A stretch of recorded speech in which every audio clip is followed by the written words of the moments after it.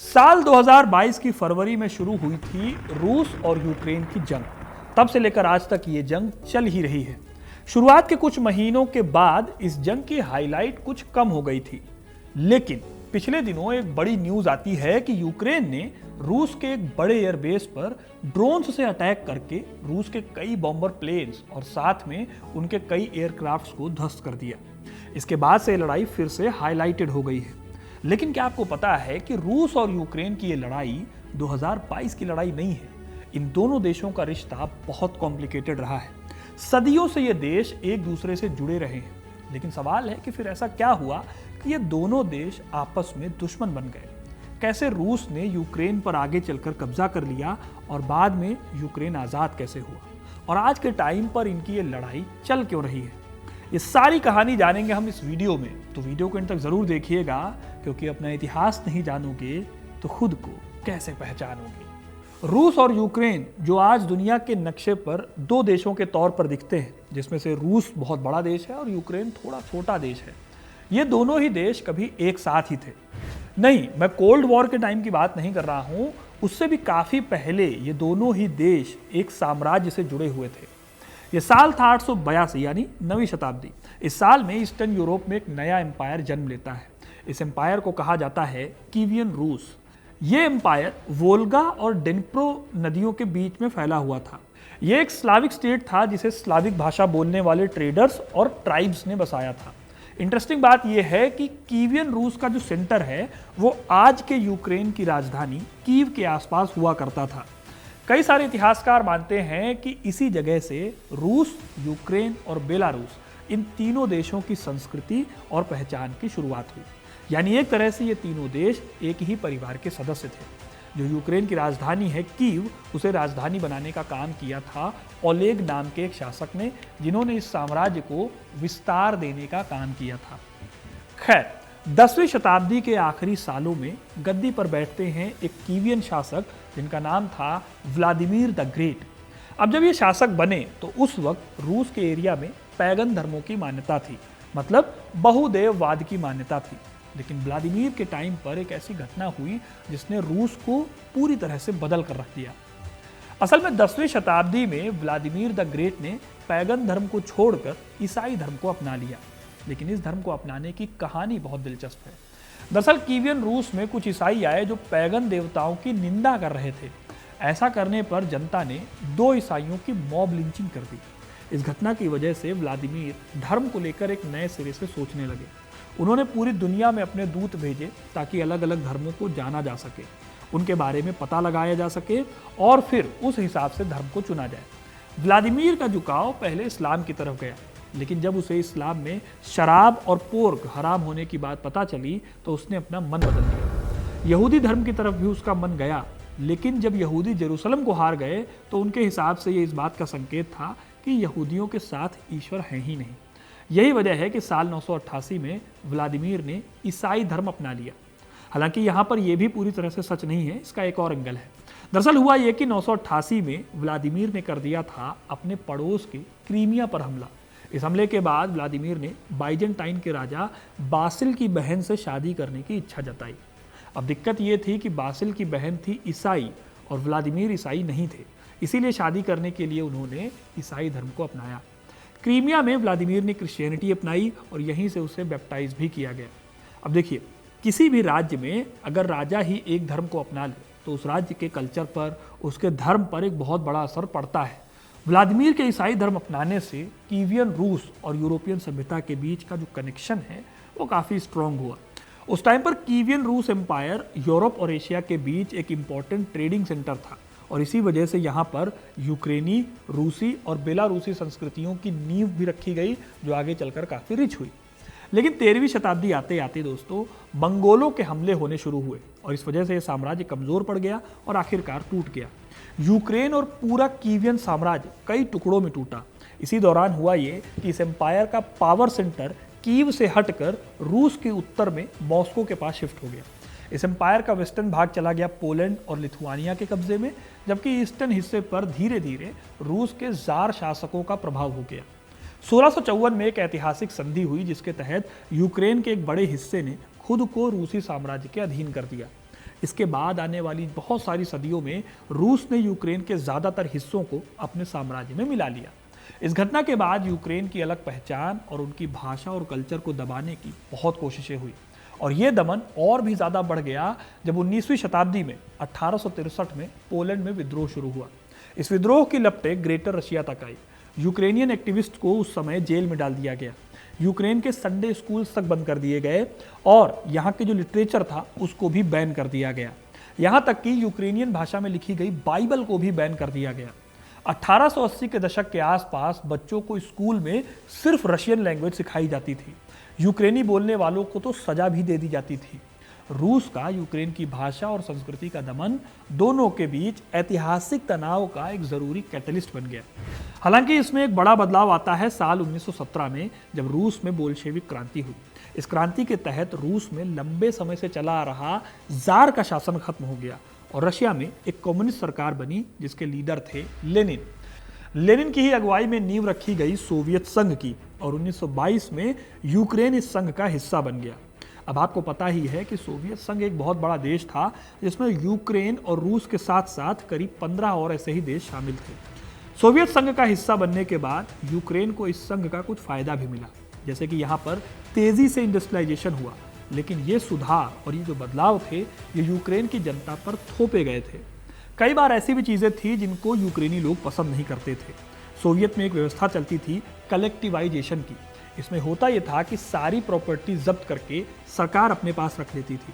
फिर खेती से लेकर इंडस्ट्री तक में लोग कलेक्टिव तरीके से काम करते थे और सरकार उन लोगों को एक निश्चित अमाउंट देती थी जिससे लोग अपना गुजारा बसारा कर सके।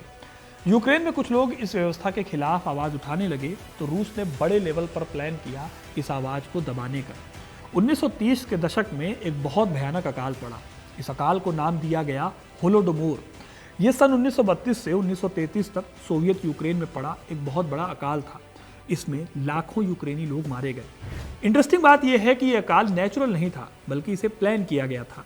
इस अकाल को यूक्रेनी राष्ट्रवादियों और किसानों का दमन करने के लिए जोसेफ स्टालिन द्वारा जानबूझकर एक पॉलिसी के तौर पर यूज किया गया।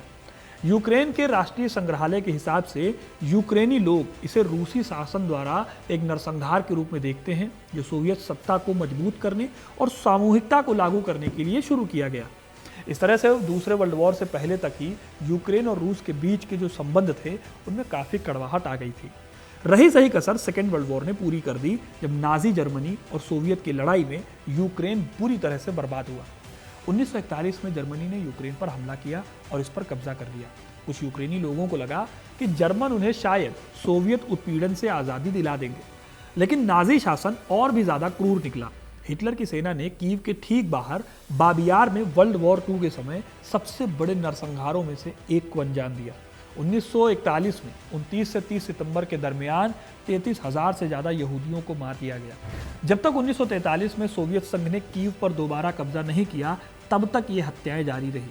इस दौरान करीब 1 लाख से ज़्यादा यहूदी और गैर यहूदी मारे गए। नाजी जर्मनी और सोवियत संघ दोनों ने यहाँ लड़ाइयाँ लड़ी, लाखों लोग मारे गए और पूरा देश तबाह हो गया। लेकिन युद्ध के बाद भी यूक्रेन रूस से अलग नहीं हो पाया बल्कि सोवियत का ही हिस्सा बना रहा। लेकिन एक बड़ा बदलाव आता है 1954 में जब सोवियत नेता निकिता ख्रुश्चेव ने क्रीमिया को रूस से हटाकर यूक्रेन को सौंप दिया। ये एक हिस्टोरिकल जजमेंट था। यूक्रेन के पास क्रीमिया के तौर पर एक बहुत बड़ा हिस्सा आ गया था और ये काफ़ी इंपॉर्टेंट हिस्सा था। क्रीमिया को रूसी साम्राज्य के कैथरीन द ग्रेट के शासन में साल 1783 में मिलाया गया और 1954 तक ये रूस का हिस्सा था।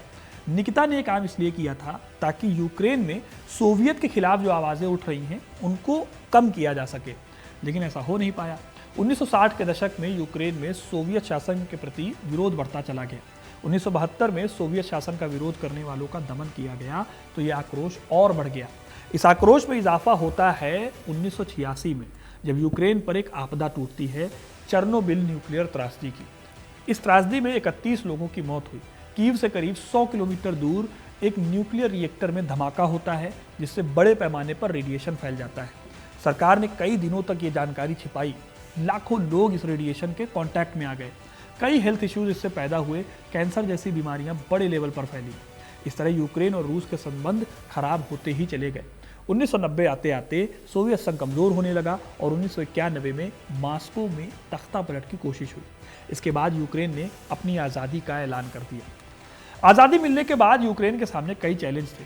यूक्रेन की आबादी दो हिस्सों में बटी हुई थी। एक हिस्सा जो पश्चिमी यानी यूरोप और अमेरिका से जुड़ना चाहता था, दूसरा हिस्सा जो रूस का साथ छोड़ना नहीं चाहता था। यूक्रेन के ईस्टर्न हिस्से में रूसी भाषा बोलने वाले लोग ज़्यादा थे और वो रूस से ज़्यादा कनेक्शन फील करते थे, जबकि वेस्टर्न हिस्से में लोग यूरोप की तरफ ज़्यादा झुके हुए थे। इसी दौरान सेकेंड वर्ल्ड वॉर के टाइम पर जो नाटो बना था उसको भी एक्सपेंड किया जाने लगा। नाटो का मकसद ये था कि नाटो के मेंबर्स जो भी हैं उन पर अगर कोई हमला होता है तो वो सभी पर हमला माना जाएगा और फिर उसी हिसाब से उस हमले का जवाब दिया जाएगा। अब जब सोवियत संघ टूटा तो कई ईस्टर्न यूरोपियन देश जो थे वो सोवियत संघ के प्रभाव में जो थे वो नाटो में शामिल होने लगे। इस कदम से रूस को हमेशा खतरा महसूस हुआ। रूस को लगा कि नाटो उसकी सीमाओं तक पहुंच रहा है। असल में रूस हमेशा से नाटो के विस्तार को अपनी सुरक्षा के लिए एक चैलेंज मानता रहा है। इस तरह यूक्रेन आज़ाद भले ही हो गया था, लेकिन रूस का प्रभाव कभी भी खत्म नहीं हुआ। साल 2004 में यूक्रेन में ऑरेंज क्रांति होती है। इस क्रांति की वजह रूस था। दरअसल हुआ ये कि 2004 में यहाँ राष्ट्रपति चुनाव हुए। इस चुनाव में रूस का समर्थन करने वाले पीएम विक्टर यानुकोविच को गलत तरीके से जिता दिया गया। इस रिजल्ट से यूक्रेन के लोगों ने ऑरेंज रिबन पहनकर प्रोटेस्ट किया। फिर यह मामला सुप्रीम कोर्ट में गया, जिसने एक नया चुनाव कराने का ऑर्डर दिया। इस नए ऑर्डर में विक्टर यानुकोविच हार गए। इसी तरह से 2013-14 में भी हुआ। इसे यूरो मैदान आंदोलन कहा गया।